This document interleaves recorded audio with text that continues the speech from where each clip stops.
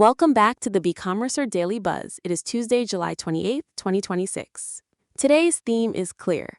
E-commerce demand is still growing, but the bottleneck is moving from traffic to conversion. ChatGPT is linking to external websites more frequently for travel and retail questions. Meta's advertising costs have fallen to a 5-year low. TikTok is returning to growth in Canada, and brands are preparing for the seasonal TikTok shop peak. The opportunity is real, but more traffic does not automatically create more profitable customers. Let's get into it. Our big story today is the changing map of e-commerce growth. Retail and e-commerce sales remain resilient, but growth is not uniform across markets, categories, devices, channels, and fulfillment models. A brand may gain share in one country while losing it in another. Mobile traffic can increase without improving mobile conversion. Marketplace sales can grow while platform fees and returns reduce the seller's margin. That means total revenue is no longer enough for useful benchmarking. Operators need to compare performance by market, category, device, fulfillment method, customer type, and contribution margin. The important question is not simply whether e-commerce is growing, it is where the business is gaining or losing profitable share. TikTok's renewed growth in Canada is a good example of how quickly regional conditions can change. Advertising demand and social commerce opportunities are expanding after the platform resolved local privacy investigations. TikTok revenue in Canada is forecast to exceed $1 billion Canadian dollars by 2028, but possible youth safety regulations could still limit audience growth. A platform can be commercially attractive and politically constrained at the same time. That is becoming normal in global e-commerce.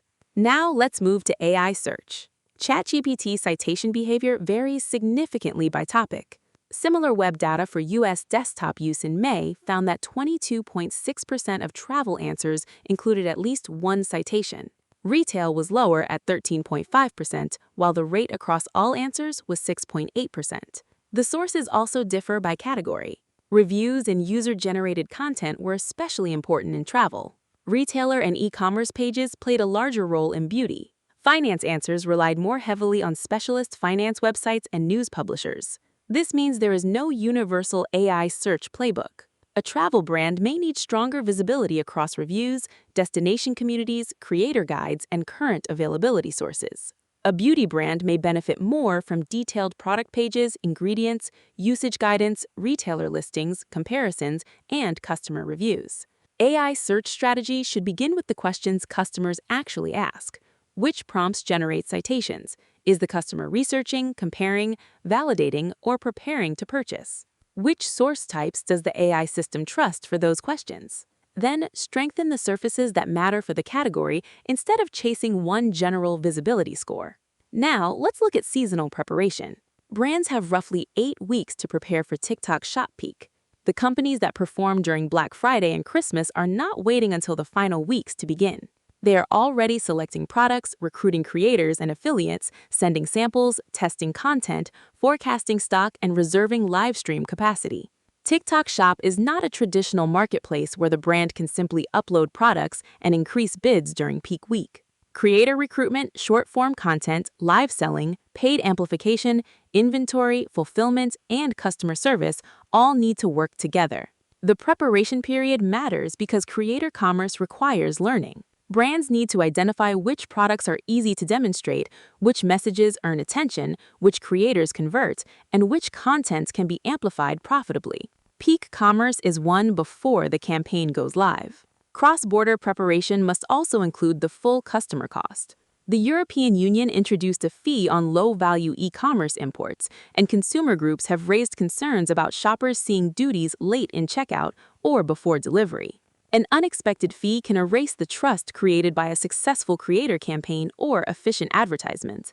It can increase refused deliveries, support volume, refunds, negative reviews, and payment disputes. The product page, checkout, confirmation email, shipping message, and customer service scripts should all explain the same duty treatment. Total customer cost should be visible before the purchase. Now let's move to advertising. Meta's cost per acquisition reportedly fell 22% year-over-year during the second quarter.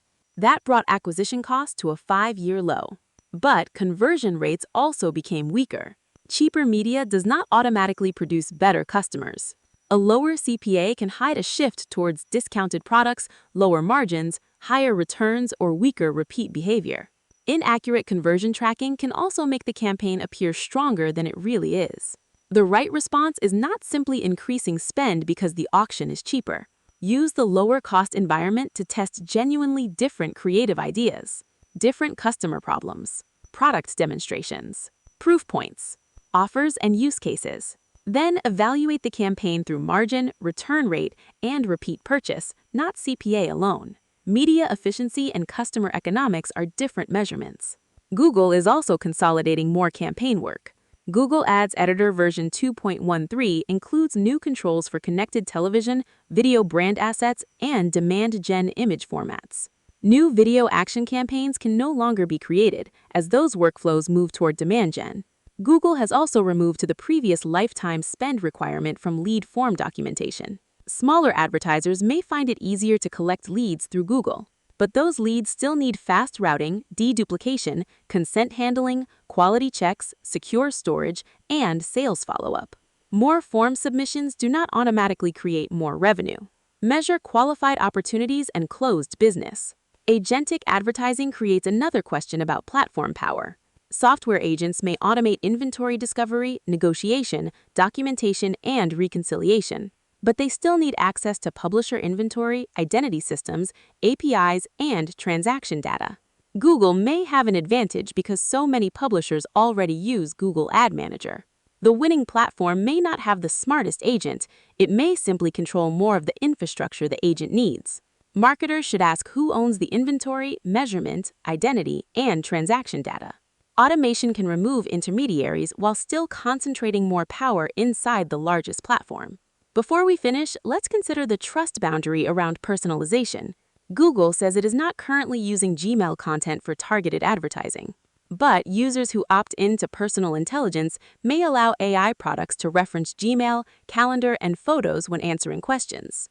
The resulting AI interactions may become part of a wider personalization system depending on account settings. This does not mean Google is directly scanning inboxes to build advertising audiences. It does show how the boundary becomes harder to explain as AI connects personal information, search interactions, recommendations, and advertising. More data can make recommendations more relevant. It can also blur the difference between helping the user and monetizing the user. Marketers should ask which data is necessary, whether consent is meaningful, and whether the campaign protects the customer relationship. The next phase of digital advertising will offer deeper intent signals, cheaper automation, and more AI-assisted decisions. The brands that benefit most will not use every available signal. They will know which outcomes to optimize and which boundaries protect long-term trust. E-commerce demand remains resilient. The bottleneck has moved to conversion.